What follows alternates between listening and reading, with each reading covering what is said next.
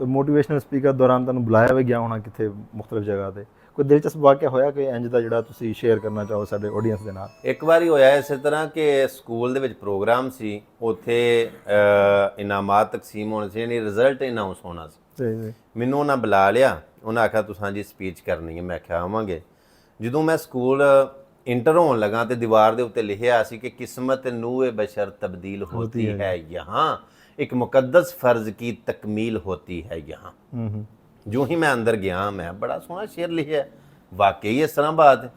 जो मैं अंदर गया स्टेज ते बैठा तो तकरीबन 12-12 13-13 साल के बच्चे बच्चियां रक्स कर रहे सन स्टेज के उत्ते, वालदैन अगे बैठे सन और जेड़े टीचर सन वो स्टेज की जीनत बने सन, तो मैं भी नाल बह गया जाके। चलो थोड़ी देर बाद एक एक करके वो अपनी अपनी स्पीच ख्यालात दा इजहार करते रहे। मेरी बारी आई तो उन्हें आख्या जी तुसीं हुण डाइस से माइक ते आओ तो अपना गुफ्तगू करो।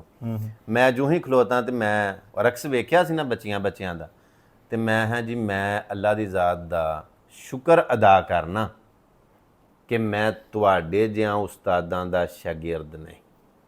ओहो, वो बड़े हैरान होए। हालांकि उत्थे तो जाके तारीफ करनी सी अदारे दी, स्कूल दी, रिजल्ट दी, बच्चियां दी, उन्हां दे पेरेंट्स दी तारीफ करनी सी कि बड़ा अच्छा रिजल्ट आया भाई। मैं अल्लाह दा शुक्र अदा करना कि मैं तुहाडे जे उस्तादां दा शागिर्द नहीं। वो इस वास्ते कि अगर मैं तुहाडे जे उस्तादां दा शागिर्द हुंदा ना, ते किते ना किते टिक टाक ते मुजरा करदा हुंदा, मैं किते नचदा हुंदा, मैं किते डांस करदा हुंदा। ਜਦੋਂ ਮੈਂ ਇੰਨੀ ਗੱਲ ਕੀਤੀ ਮੈਨੂੰ ਐਡੀ ਲੰਮੀ ਪਰਚੀ ਆ ਗਈ, ਕੀ ਕਰ ਰਹੇ ਹੋ? ਮੈਂ ਕਿਹਾ ਜੀ ਆ ਪਰਚੀ ਮੈਨੂੰ ਆਈ ਹੈ ਜੀ, ਮੈਨੂੰ ਇਹ ਦੱਸੋ ਇੰਤਜ਼ਾਮੀਆ ਵਾਲੇ ਕਿਆ ਮੈਂ ਤੁਹਾਡੇ ਕੋਲੋਂ ਆਉਣ ਦਾ ਟੁੱਕ ਤੇ ਨਹੀਂ ਟੁੱਕਿਆ, ਕੋਈ ਪੈਸੇ ਤੇ ਨਹੀਂ ਲਏ? ਤੇ ਉਹਨਾਂ ਉਸ ਵੇਲੇ ਉਹ ਕੰਮ ਪ੍ਰੋਗਰਾਮ ਵੜ ਗਿਆ ਨਾ ਉਹਨਾਂ ਦਾ। ਜਦੋਂ ਉਹਨਾਂ ਦਾ ਉਹ ਇਹ ਪ੍ਰੋਗਰਾਮ ਸਾਰਾ ਖਰਾਬ ਹੋ ਗਿਆ, ਉਸ ਤੋਂ ਬਾਅਦ ਉਹਨਾਂ ਮੈਨੂੰ ਬੁਲਾਇਆ ਵੀ ਨਹੀਂ, ਸਾਰੀ ਜ਼ਿੰਦਗੀ ਉਹਨਾਂ ਮੈਨੂੰ ਬੁਲਾਣਾ ਵੀ ਨਹੀਂ। ਜਦੋਂ ਬੰਦਾ ਕੋਈ ਖਰੀ ਨਾਪੀ ਤੋਲੀ ਹਕੀਕਤ ਤੇ ਮਬਨੀ ਬਾਤ ਕਰਦਾ ਨਾ, ਉਹਨੂੰ ਫਿਰ ਐਡਾ ਜਿਗਰਾ ਰੱਖਣਾ ਚਾਹੀਦਾ। ਮੈਨੂੰ ਕਿਉਂ ਨਹੀਂ ਲੋਕ ਬੁਲਾਉਂਦੇ? ਉਹਨਾਂ ਨੂੰ ਇਸ ਗੱਲ ਦਾ ਪਤਾ ਹੈ ਕਿ ਜਦੋਂ ਇਹਨੂੰ ਬੁਲਾਇਆ ਤੇ ਫਿਰ ਇਹਨੇ ਸਾਡੇ ਮੁਤਾਬਕ ਸਕ੍ਰਿਪਟ ਨਹੀਂ ਬੋਲਣਾ, ਪਰਚੀ ਤੋਂ ਵੇਖ ਕੇ ਇਹਨੇ ਨਹੀਂ ਬੋਲਣਾ। जो देखता हूँ वही कहने का आदी हूँ, मैं अपने शहर का बहुत बड़ा फसादी हूँ। क्या बात है, क्या बात है। ये जो वीलॉगिंग है, इसको आप रियल कंटेंट मानते हैं कि ये एवें दा कंटेंट है जिहड़ा साडे मुआशरे नूं कोई चंगी चीज़ दे रहा है?